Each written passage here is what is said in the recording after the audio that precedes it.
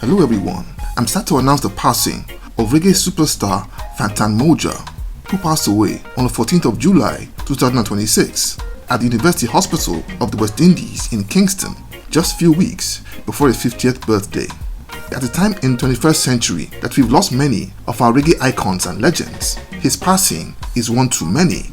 The man was one of roots reggae's most powerful voices and an ardent, priceless messenger of Rastafari. Let's pay a tribute to this soldier of Zion.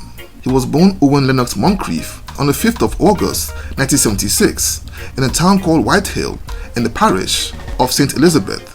And like many Jamaican kids, young Owen had music in his blood.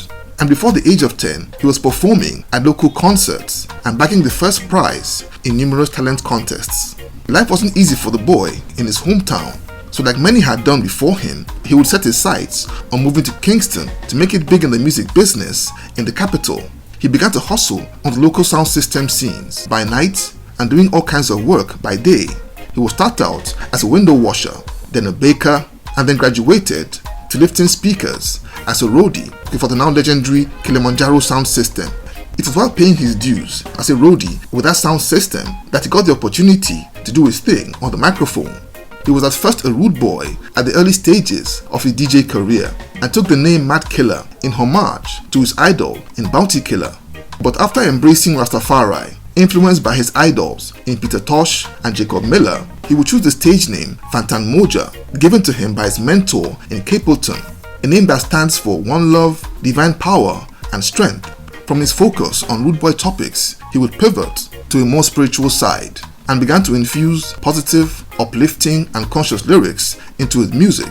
A powerful singer, he would pay his dues at Kilimanjaro, and as a member of the Bobo Ashanti Rasta group, he became a leading voice in the campaign against the slackness which had pervaded reggae music and dancehall for years. After becoming a sensation on the sound system scene, he began to work towards becoming a recording artist like many of his peers had done, including artists like Lutan Fire, his friend Jack Cure and Anthony B, who all came up around the same time, and eventually got a recording deal with a label called Down Sound Records, and got his breakthrough not long after with the massive hit Hungry, a song inspired by his struggles in the streets before making it big, and that song topped Jamaica's charts for several weeks.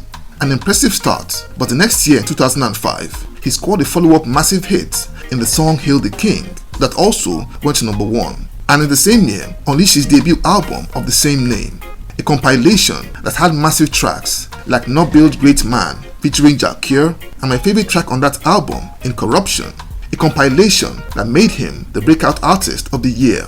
The album soared into massive success and moved huge numbers in sales, especially in Europe where he would build a fanatical fan base in record time. And this international success opened the doors to 3 huge tours all over Europe in 2006. And led to even bigger success worldwide as his fame exploded in America, Asia, and Africa. And unlike some of his peers like Jack Cure, that success would derail, Fantan Mojah stayed true to conscious reggae. His Bobo Ashanti conviction burned brightly at a time when slackness was the order of the day. His lyrics would praise Jah, celebrated strong black women, condemned corruption and moral decay, and called for unity and upliftment for Jah people.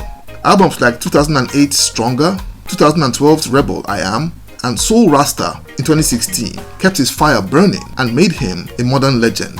It was from Soul Rasta that my all-time favorite Fantan Mojah track, Rasta God Soul, came out from. In my opinion, among the greatest roots reggae songs of the 21st century, the man was simply on fire.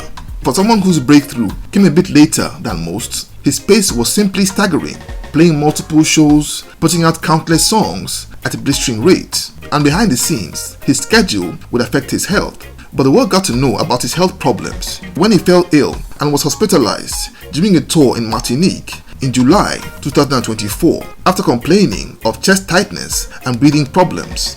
And the doctors found out that he had cardiac issues and his heart was functioning at less than 20% of its capacity. He slowed down for a while, but not long after continued to perform at reggae festivals all over Europe like Sunfest and Reggae Jam, and after which he took a long break to recover. And by 2025, the singer appeared to have recovered and resumed his heavy touring schedule as he'd always done. And personally, I thought that the worst was over.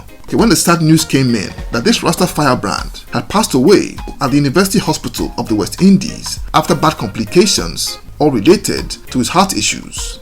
People close to him revealed that he'd just come back from America after a couple of shows and was firing on all cylinders and getting ready for a concert in Europe. When his health began to deteriorate a few days before he passed away, he had been preparing to perform at this year's Reggae Jam Festival in Germany coming up next week when the unthinkable happened, and he's left behind a grieving family and worldwide fan base. And though we'll miss him, the great Fantan Mojah leaves behind a rich legacy of conscious modern classics reminiscent of the legends of the 70s and 80s, and leaves behind this message reminding us all to keep praising our God, to stay hungry for righteousness, and stand stronger in faith regardless of all Babylon throws at us. Rest in power, Fantan Mojah. Your voice may be gone, but your message will live forever. One love and Jah bless.